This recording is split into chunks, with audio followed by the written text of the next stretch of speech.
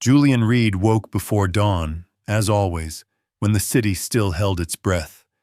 His apartment in Fort Greene was a quiet box of warmth and hum, the radiator sighing, the faint buzz of a preamp left on from the night before.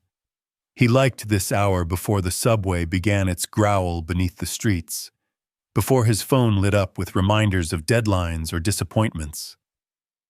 He brewed coffee in the chipped enamel pot Camille once called college nostalgia, and poured it into a mason jar instead of a mug, out of habit. The soundboard from last night's mix session still glowed faintly on his screen, tracks labeled with care, vocals clean, reverb dream, final take. His work lived in the invisible, the crispness of a snare, the way silence could expand around a single note. No one ever saw it, but that invisibility had always comforted him. Camille, even in sleep, inhabited space differently. She moved as if aware of being observed, an unconscious choreography. When she stirred, she reached for her phone before her glasses, swiping through notifications in a stream of light. They confirmed the Soho keynote, she murmured, not to him but into the glowing world beyond their sheets. Julian smiled softly, though his chest tightened. He wanted to be proud of her. He was proud, he told himself. But lately, her ambition felt like a current pulling her somewhere he couldn't wade. She had begun dressing in that effortless armor of Manhattan success, tailored neutrals, deliberate jewelry, smiles that photographed well. Even her voice at breakfast had changed, polished, elliptical, always rehearsed. "You'll be late for your class," she said, standing by the mirror, adjusting her earrings. "You always say you hate rushing." He nodded, watching her reflection more than her words. She had grown luminous, but also opaque.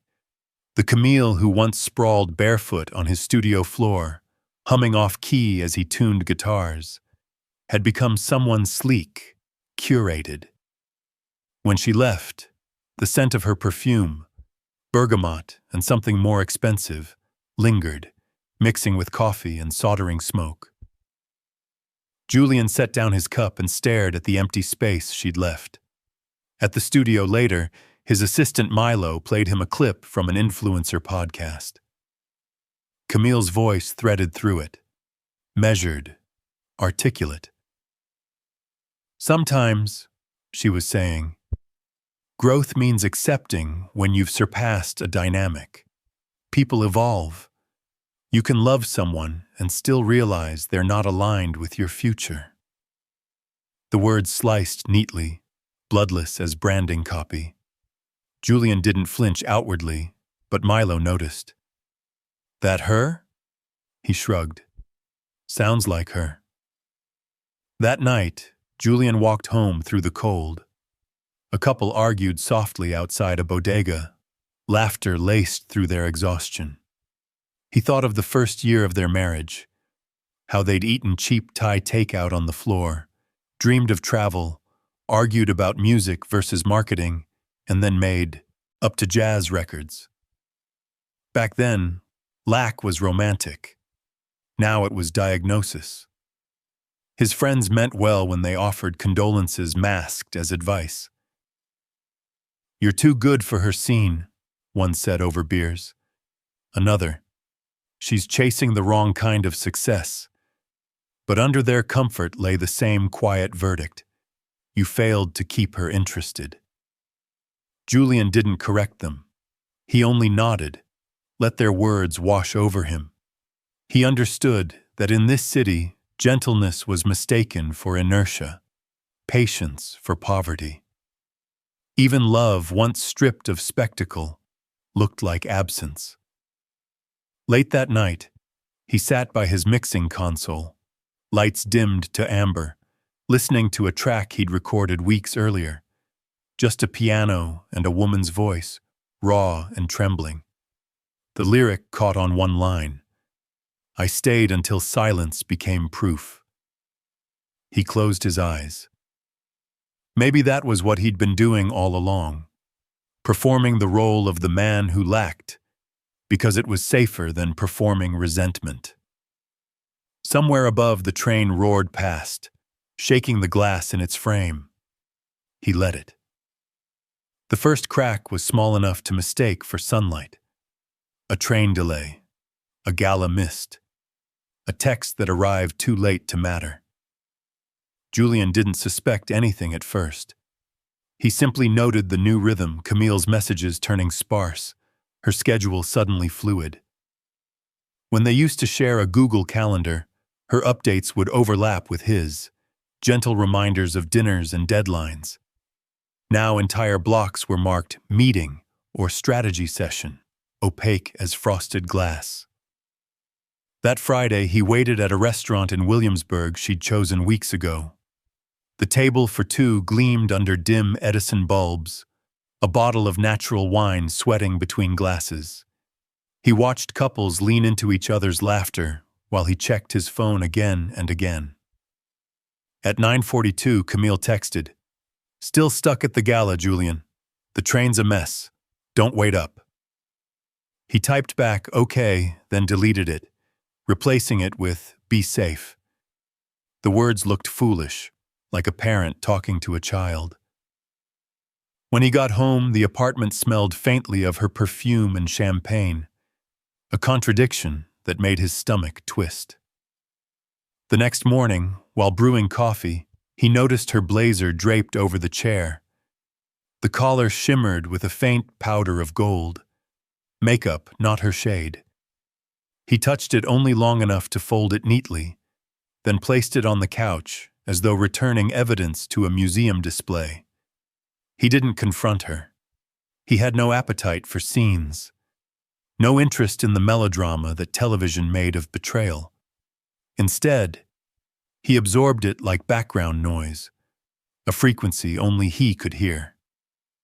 At the studio, he buried himself in work, editing hours of audio for clients who paid little but demanded perfection. During a break, Milo leaned over from the next desk. "You see that Slack leak?" he asked, half laughing. "Your wife's agency is trending. Someone screenshotted a private channel." Julian's stomach cooled. He opened the link. Messages scrolled in neutral fonts. Planning, logistics, inside jokes. Then one line. Her project partner, Evan, had typed, "Cam's staying over after the gala. Easier than Ubering back to Brooklyn." Someone had reacted with a heart emoji. Julian read it twice. It could mean anything. It could mean everything. That night, he returned to the apartment late. Camille was asleep, one arm flung over her pillow, phone face down beside her. He sat in the dark for a while, listening to her breathing. When she stirred and half woke, she murmured, "You're home so late these days." He almost laughed. "Work's busy," he said softly. "Good," she murmured, already drifting. "Keep yourself occupied." He stared at the ceiling, feeling the sentence like a diagnosis. In the following weeks, he began booking extra studio shifts, graveyard hours when even the trains ran ghost-like and the city hummed with fatigue. He told himself it was about money, about ambition, about catching up. But really, he was constructing distance. He started writing unsent letters in the Notes app on his phone, long confessions without destination. "Camille, do you remember the night we fixed the power outage with candles and cheap wine? Camille, when did you stop speaking to me in your real voice? Camille, if I forgive you before you ask, does it still count?" Sometimes, between takes, he'd reread them, his thumb hovering over send before locking the screen again. Outside the studio, the city performed intimacy with the precision of a script, hand-holding, selfies, brunches that glittered on Instagram. Inside, Julian fine-tuned a recording of a young singer whose heartbreak sounded too rehearsed.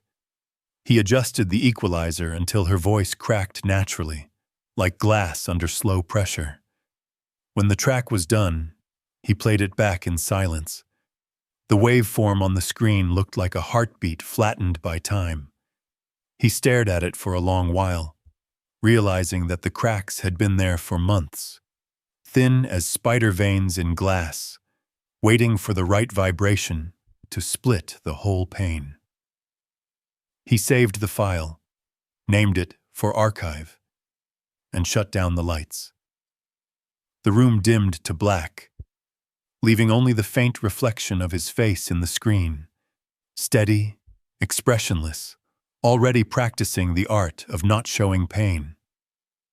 The envelope arrived on a Tuesday, delivered by a courier who apologized for nothing. It was thin, expensive paper, heavy with legal precision. Camille's name printed beside his, one last time. Petition for dissolution of marriage. No preface, no note, no signature in her own hand. Just a digital scrawl, efficient as an invoice. Julian read it at his kitchen table, the afternoon light cutting through the blinds in surgical stripes. The language was bloodless. Irreconcilable differences, mutual evolution. Her lawyer's phrasing, elegant, sterile, and practiced to sound compassionate. He ran a finger along the edge of the page, a small slice opening in his skin. It bled quietly, a paper cut, almost funny in its accuracy. He didn't call her. He'd already learned that silence carried its own grammar. Instead, he stacked the papers neatly beside his laptop, next to the unopened bag of groceries he'd bought that morning. The city outside was busy rearranging itself. Sirens, laughter, a jackhammer tearing up the street. Everything in motion. That week, her voice found him in an unexpected place. A podcast titled Evolve with Grace, where women spoke about empowerment through reinvention. He hadn't sought it out. It surfaced in his feed, an algorithm's cruel sense of irony. He listened anyway. The host introduced her with reverence.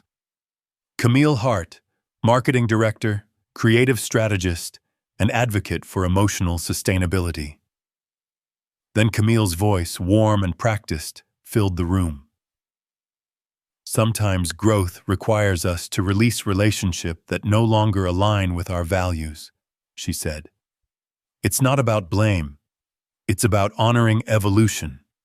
Staying too long in something that doesn't serve you becomes an act of self-betrayal. Julian's chest tightened. Her tone was perfect, calibrated for applause. She spoke about holding space and choosing peace, about outgrowing dynamics that dim your potential. Nowhere did she mention his name, but every sentence carried the ghost of their marriage, rewritten into parable. At the end, the host said softly, "It takes courage to leave." Camille replied, "And sometimes more courage to be misunderstood." Julian paused the episode halfway through her closing statement. The sound of her voice filled the apartment like perfume that wouldn't fade. He wanted to hate her for the performance, for the casual erasure. Instead, what he felt was smaller and lonelier. A hollow ache that reminded him how intimacy, once publicized, curdled into spectacle. Friends began to reach out with the cautious sympathy of spectators. "She's doing what's best for herself," one said. "You'll find your own chapter," another offered, tone rehearsed, relief barely hidden. There were sides, though no one declared them aloud. In group chats, the air changed. Photos untagged, invitations misplaced. The narrative had already been assigned. Camille, the brave woman choosing growth. Julian, the quiet man who couldn't keep up. His attorney, an older man named Delaney with the patience of a mortician, slid a folder across the desk during their first meeting. We'll need full disclosures, he said. Assets, income, debts, everything. Julian nodded. Most of his life was modest. Freelance invoices, a rent-controlled apartment, some savings. But there was one line item he couldn't list. Those old AI equity shares from years ago, when he'd worked sound design for a tech startup before it went dark. The NDA was still active, the contract sealed tighter than his own silence. Can I file something? Confidentially? He asked. Delaney looked up. You can request sealed financials if there's proprietary information involved. Julian signed the forms without hesitation. The numbers were small then, insignificant really, but the contract language was clear. Non-disclosure until public offering. He'd forgotten about it mostly, until the firm had sent its quiet annual updates. At night, he sat by his desk, scrolling through Camille's new photos, panels, galas, soft lighting, captions about self-discovery. Her smile was intact, symmetrical, almost kind.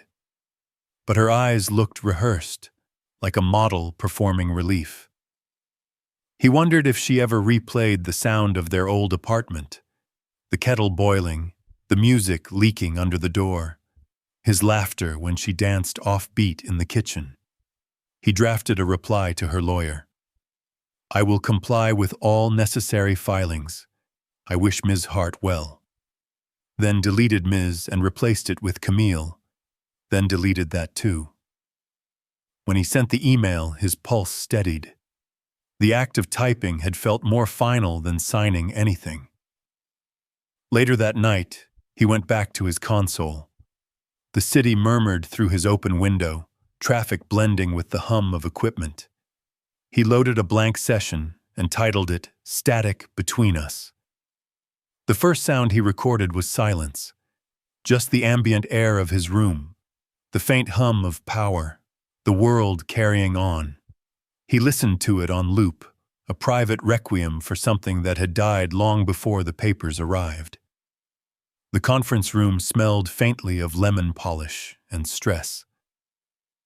Papers lay in neat stacks, pens aligned beside legal pads, glasses of water untouched. Outside the window, Midtown buzzed with its indifferent rhythm.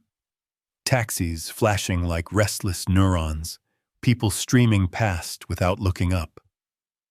Julian sat opposite Camille, separated by the glossy surface of a table too long for conversation and too short for forgetting. Depositions had turned their years together into an archive of evidence. A chipped mug she'd once called ours was now listed as household item, sentimental. The unopened anniversary vinyl he'd saved for a night that never came was categorized as gift of unclear value. Every object stripped of memory, reduced to an entry in a spreadsheet. Julian stared at the photos attached to the filings, grainy images of their old life. The couch they'd built from Craigslist finds, the record shelf she'd alphabetized by color, the cheap rug their cat had ruined. Camille signed each document with careful detachment, her nails a pale, neutral shade that matched her blazer. She looked composed, almost serene, as if she were closing a business deal rather than dismantling a marriage. When she finally glanced up, her eyes lingered on him with something like pity. You should keep the apartment, she said softly. It suits you. He almost smiled. You mean it looks like I never left college? She exhaled a small laugh, perfectly timed, entirely hollow. I mean it feels consistent. The word stung in its precision. Consistent. As though stability were a flaw. As though not reinventing oneself every quarter were proof of failure. He said nothing, just nodded and returned his attention to the signature line before him. Her lawyer spoke for her now, a man with a voice like polished marble. Given the discrepancy in annual earnings, Ms. Hart's proposal is both fair and generous. Julian's attorney, Delaney, leaned close. They're assuming your reported income is everything, he murmured. If you contest the settlement, it could get public. The optics won't favor you. Julian nodded slowly. I understand. He could feel Camille watching him, the flicker of curiosity in her expression. She had always wanted transparency, but only when it made her look illuminated. He thought of the sealed disclosures, the small, unremarkable figures hiding the truth of his old shares. Not yet valuable, not yet known. And maybe that was the point. Some things were better left private, unperformative. The signing stretched on for hours, each document another incision. By the end, his signature had lost its shape, dissolving into ink fatigue. Camille gathered her coat, a cashmere blend that caught the light. I hope you'll take care of yourself, she said. I've been doing that, he replied quietly. She hesitated, as if searching for a gentler exit line, then only nodded. Her perfume trailed behind her as she left, the same one she'd worn their first spring together, but fainter now, like a memory diluted by too much air. After the door closed, Delaney gathered the papers, sighing through his nose. We'll finalize in a few weeks. I'll manage expectations, but don't count on symmetry. Judges tend to see what's on paper, not what's underneath. Julian leaned back, eyes unfocused. The ceiling lights blurred into white circles, sterile halos over a scene that once would have been unbearable, now merely tiring. It's fine, he said. Let it be lopsided. Delaney studied him. You don't want fairness? I want peace, Julian murmured. They're rarely the same thing. When he finally stepped outside, the sky was bruised with dusk. The city felt unseasonably warm, the kind of heat that made glass sweat. He walked without destination, passing storefronts glowing with newness, yoga studios, artisan coffee, curated thrift. He paused before one window display, a mug, white ceramic, stamped with gold letters reading, I am enough. He almost laughed, almost bought it. Instead, he kept walking, hands in pockets, the echo of his own steps steady and unhurried. Somewhere above him, a billboard showed Camille's company's latest campaign. Smiling women, minimalist fonts, slogans about self-renewal. He looked up for a moment, then turned away. Some truths didn't need to be fought in public. Some dignity lived in refusing the spectacle. That night, back in his apartment, he unpacked the few boxes he'd kept. At the bottom of one, he found the anniversary record still sealed. He turned it over in his hands, tracing the edge with his thumb. For a moment, he imagined the sound it might have made, the warmth of vinyl, the soft static before the first note. He placed it on the shelf, between two albums that had survived every move. He didn't open it. Some things, he thought, deserved to remain unplayed. Proof not of bitterness, but of boundaries. The courtroom was colder than he expected. Pale light leaked through the high windows, settling on the varnished benches, the stack of files, the judge's polished glasses. It smelled faintly of paper, carpet cleaner, and something older. Formality, perhaps. The ghost of every truth ever spoken under oath. Julian sat quietly at the respondent's table, a pen balanced between his fingers. Across from him, Camille adjusted the sleeve of her blazer, her posture impeccable, her expression neutral in the way only the well-prepared could manage. This was supposed to be procedural, a formality before signatures. The terms had been agreed upon weeks ago, dividing savings, retirement accounts, her bonuses, his freelance income. No surprises left, Delaney had assured him. But there was an email that morning, a notice from the old AI company he had once freelanced for. Public offering completed. His heart had paused on that line.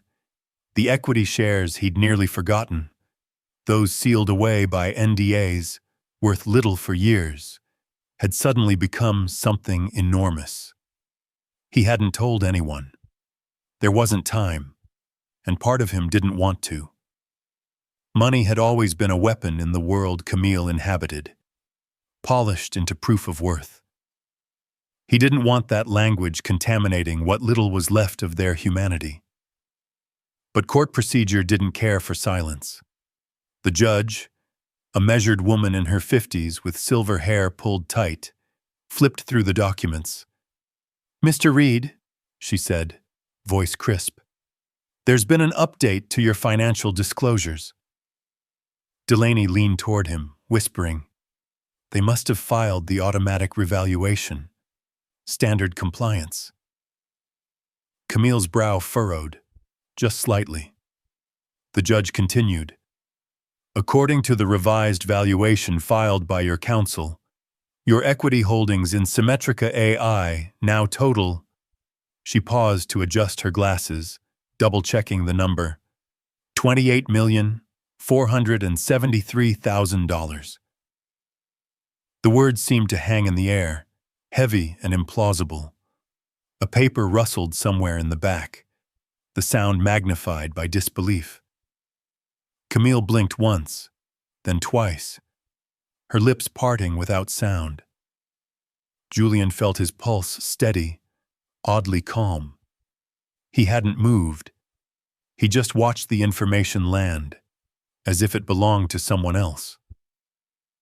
The judge cleared her throat, continuing with professional composure.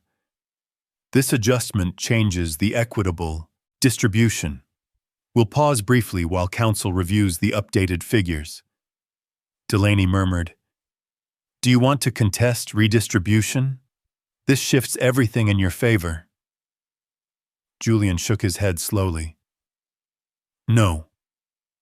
Keep the agreement as filed." Camille turned toward him for the first time in weeks. "You can't be serious," she whispered, voice sharp under the mask of civility. "That's your right. You earned—" He met her gaze, steady but unflinching. It was never about the money. Her eyes searched his face as if trying to locate the performance she expected. Triumph, vindication, some flicker of revenge. There was none. Only a kind of weary peace, the stillness of someone who had outgrown the need to be understood. The judge called a brief recess. Lawyers conferred in low voices, papers shuffled. The bailiff opened the door to let in a draft of city air. Camille sat very still, staring at the polished table as though it might explain the arithmetic of fate. For a moment, Julian saw not the public version of her, the confident executive, the woman who spoke in brand tones, but the one he once loved, a girl sitting cross-legged on their old floor, laughing at the static of a vinyl record. When the session resumed, the judge summarized the terms. Both parties have confirmed the agreement stands. Division remains as previously stipulated. Decree to be finalized within 10 days. Her voice carried a note of disbelief softened by respect. As they stood to leave, Camille approached him. The courtroom was nearly empty now. Just the sound of footsteps, the clack of briefcases closing. "You could have destroyed me with that," she said quietly. Julian slipped his hands into his coat pockets. "I'm not interested in destruction." She studied him, maybe searching for guilt, maybe gratitude. "Then what are you interested in?" He hesitated, then said, a life that doesn't need proof. For a moment, the silence between them wasn't hostile, only human. Two people realizing how differently they'd measured worth all along. Outside, the day was sharp with winter light. Reporters hadn't come. This wasn't the kind of case that drew cameras. The city moved on, unaware that in one small courtroom, a story had quietly inverted itself. No applause, no gasp. Just numbers read aloud, and the quiet flip of power from performance to restraint. Julian stepped onto the courthouse steps and exhaled. The noise of traffic swelled around him, indifferent, alive. He walked toward the subway, back to the hum of real life, the comfort of work waiting, the dignity of silence. The story broke before either of them could contain it. Someone at the courthouse, maybe a clerk, maybe a reporter trawling the filings, noticed the number in Julian's disclosure.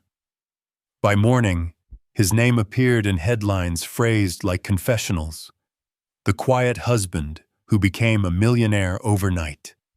She left him, then learned what he was worth. Camille woke to the noise first. Her phone buzzed with messages, her inbox flooded with media requests, disguised as empathy. "We'd love your perspective," one email read. "Empowerment through accountability," said another, as though public humiliation were a form of therapy. Her own friends texted cautiously, half concerned, half curious. "Did you know? Is it true?" She sat in bed, the light from her phone carving her face into planes of disbelief. The room around her, white sheets, curated art prints, untouched glass of water, suddenly felt sterile. For years, she had managed the optics of her life like a campaign. Clean lines, moral language, the illusion of control. But now, every post she'd ever written about outgrowing imbalance and choosing herself read like arrogance framed by irony. She went to her window and looked down at the street below, at the delivery vans and the people moving through their ordinary morning. They had no idea that somewhere in a file system, a number had flipped a narrative. Julian, meanwhile, was still in his studio, unaware at first. He'd left his phone charging overnight, choosing sleep over the noise. When he finally checked it, the notifications piled like static. Missed calls from Delaney, unknown numbers, and a message from Milo. "Dude, you're trending." He opened one of the articles and stared. His face cropped from a forgotten company photo, next to Camille's, a collage of their lives reduced to clickbait. His stomach turned. The air in the room felt thinner, like sound being sucked out of a mix. Delaney called. "They're offering interviews, Julian. Morning shows, podcasts. They're all spinning it as revenge. How she underestimated you. You could leverage this. Clear your name." Julian leaned against the console, rubbing his temple. "That's exactly why I won't." "People love a comeback story," Delaney insisted. "You'd own the narrative." He shook his head, though Delaney couldn't see it. "Owning a narrative is just another way of staying inside it." He spent the rest of the day drafting one letter, short, precise. He requested the court to expedite the final decree, reaffirming the settlement without amendments. He asked for privacy clauses covering both parties, prohibiting use of their marriage for personal or professional gain. It wasn't magnanimity. It was exhaustion made ethical. Camille called that evening. He almost didn't answer, but curiosity, or maybe mercy, made him pick up. Her voice trembled under practiced composure. "You should have told me," she said. But it wasn't anger, more disbelief, even shame. "I couldn't," he replied, "contractually. And maybe also because I didn't want to win that way. Everyone thinks I was cruel." He paused. You weren't kind. There's a difference. Silence filled the line, thick, almost intimate again. I didn't love the money, she whispered, finally. I just didn't want to disappear. I know, he said quietly. That's what scared me most. How much we both needed to be seen. Outside his window, Brooklyn glowed with the soft smear of streetlights and winter fog. A siren wailed somewhere far off, fading into distance. Julian looked at the muted screen of his phone, filled with interview requests promising catharsis through spectacle. Tell your side. Reclaim the story. Expose her hypocrisy. Each subject line felt like bait carved from bitterness. He selected all, hit delete. Then he opened a new session on his computer. He titled it After the Sound Drop. No instruments this time, just a single track of ambient noise, the soft hum of the room, the faint crackle of electricity, his own breathing steadying into something like peace. He layered silence upon silence until it became almost melodic. When he finished, he exported the file. Not for release, not for proof, just to keep. A private record of restraint. Across the river, Camille sat in her apartment, the city's neon bleeding across her walls. She scrolled through her old posts, deleting them one by one, watching the curated version of herself dissolve. When she reached the last one, the photo of her hand signing the divorce petition captioned, "Choosing Freedom." She hesitated, then deleted it too. In that act, a small truth returned. Sometimes freedom wasn't about leaving, but about refusing to perform the leaving. They met in the late afternoon at a cafe tucked between a laundromat and a locksmith on Atlantic Avenue. Neutral ground, neither his neighborhood nor hers. The place was quiet, a few tables taken by people working on laptops or murmuring over coffee. The late autumn light slanted through the windows, turning the dust in the air to gold. Julian arrived first, ordered black coffee, and chose a table near the back, away from the hum of conversation. He had rehearsed this meeting in his head. Brief, polite, procedural. Camille arrived 10 minutes later, wearing the kind of understated outfit that looked effortless but wasn't. Charcoal sweater, gold hoop earrings, hair pulled back. When she sat down, she smiled faintly, as though still trying to perform civility. "Hi," she said. "Hi," he echoed. Between them, a folder lay on the table. Keys, papers, receipts, the last remaining knots of a shared life. The lease transfer. Vet documents for the dog she'd kept. A few books they couldn't divide by sentiment. He'd offered her the first editions. She'd returned the rest. Everything now reduced to logistics. "I wanted to do this in person," she said, tracing the rim of her coffee cup. "Emails felt too formal." "They were supposed to," Julian replied, his tone even. She nodded, accepting the quiet rebuke. Outside, the streetcar bells chimed, and a child's laughter spilled faintly through the door when someone left. The world, it seemed, had no patience for endings. Camille reached into her bag and pulled out a small stack of envelopes. "There were some letters. Yours. I found them in the desk. You never sent them, but I thought maybe you'd want them back." Julian hesitated, then shook his head. "Keep them. Or burn them. They were never written for after." She looked at him then, really looked. "You've changed." "I stopped narrating my life," he said.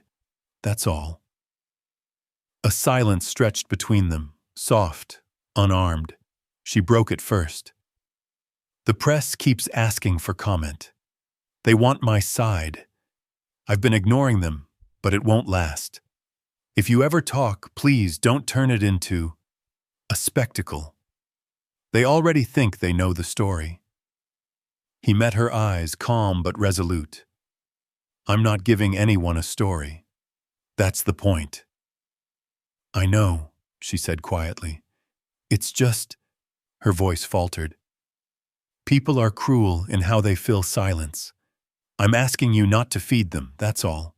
Just leave a blank space where they want a headline. He nodded. I can do that. Not for me, she added quickly, as though ashamed of the request. For the part of us that was once good. Julian took a slow breath. Silence isn't mercy, Camille. It's closure. I'm not rescuing you from anything.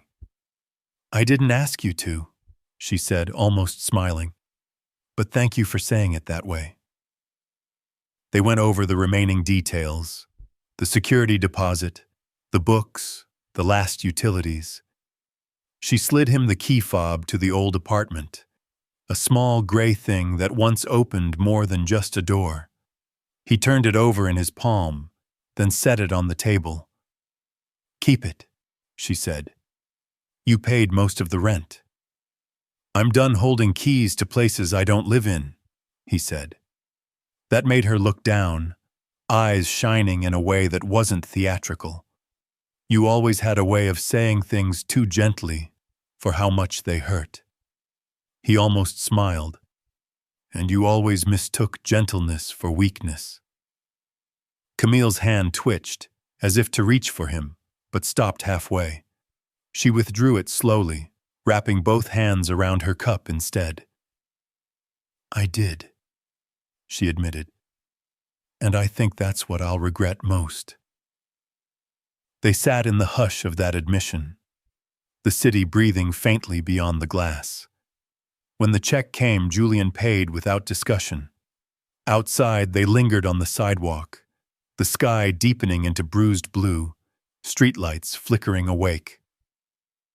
This is the part, she said softly, where someone usually says, take care, he echoed. She gave a small, rueful laugh. You didn't even hesitate. There's no reason to, he said. We've already said everything we can. For a moment, she looked like she might cry, but didn't. She nodded instead, tucked her hair behind her ear, and walked away toward the subway entrance. Julian watched until she disappeared down the steps. Then he turned in the opposite direction. No backward glance, no cinematic farewell, just the quiet understanding that some doors don't close with drama, only with weight. As he walked home, the night pressed cool against his face. He thought about gates and bridges, how one invites return, the other insists on boundary. He had chosen the gate, finally. Not an end made of bitterness, but a clean threshold he could step through without turning around. Winter settled into Brooklyn like a long breath held, the kind of cold that softened sound, where even sirens seemed to move slower through the air. Julian learned to love those mornings again, the ones before sunrise when the world was all possibility and no audience. He would bundle himself in his wool coat, coffee in one hand, and walk the few blocks to the community center, where he now taught basic audio production to teenagers who spoke in fragments of slang and dreams. The work was small, measured in laughter and persistence, not prestige. Yet each morning he arrived early, unlocking the studio's door to a room filled with scratched desks and half-working speakers. He replaced the worst cables, wiped down the consoles, and let the hum of fluorescent lights be his first music of the day. When his students trickled in, hoodies up, earbuds dangling, he would nod, wordless, before turning on the soundboard. Together, they'd chase clarity in chaos. How to balance a track, how to make noise feel like something alive. He didn't mention the money. The fortune sat untouched in an investment account, accumulating quietly while he lived almost exactly as before. The IPO had bought him comfort, not transformation. Cashmere gloves instead of threadbare ones, slightly better headphones, a heating system that didn't groan through the night. It was enough. enough to feel safe, not perform safety. On Sundays, he walked to the bakery near his old apartment. The owner still remembered his order: black coffee, rye toast, no sugar. Sometimes he'd bring a loaf for the mutual aid fridge down the block, the one run by volunteers and tired kindness. The anonymity of it soothed him. No press, no myth, just the honest exchange of sustenance.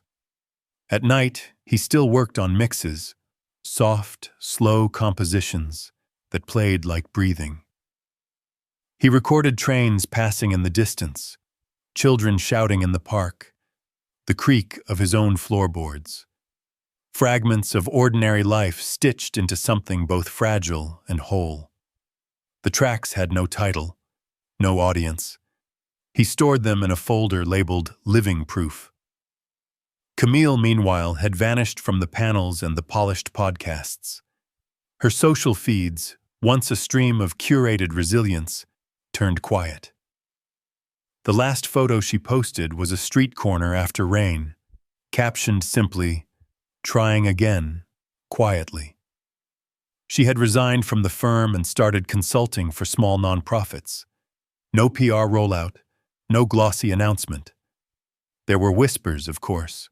The internet never forgot a scandal it could monetize. But she didn't feed it this time. In the solitude she'd once feared, she began writing letters. Not for publication, not as content. Real apologies, sent in envelopes, some to old friends, some to people she barely remembered wronging. It was a strange kind of atonement. Invisible, unmarketable, pure. Once, months later, she saw Julian across the street in Fort Greene Park. He was walking a dog, not theirs, probably one he was helping train from the shelter. He bent to tie his scarf against the wind, his movements unhurried, his face unguarded. She could have crossed over, said something polite, but she stayed where she was, hands in pockets. He looked peaceful in a way that didn't invite witness. That was enough. The city continued its endless scroll of noise and reinvention. Billboards changed, faces came and went. But beneath all that movement, some things endured. The low hum of subway tracks, the smell of roasted chestnuts in winter, the quiet grace of people learning to live without spectacle. Julian never became a myth. He became something rarer, content to be unseen, steady in his choices, honest in his work. The fortune faded into the background of a life defined not by redemption arcs, but by simple continuance. On a February morning, he arrived early at the community studio and stood by the window as snow began to fall, tiny, weightless flecks against the glass. The city beyond looked softer, blurred into impression. He smiled to himself, not at anything grand, but at the small, sufficient pulse of being here. Love without honesty, he thought, had bankrupted them both once. But mercy, that quiet, unfashionable mercy, had spent itself well. It had bought him this, the steady rhythm of his own breathing, the warmth of a small room, and the unrecorded music of a life no longer needing to prove its worth.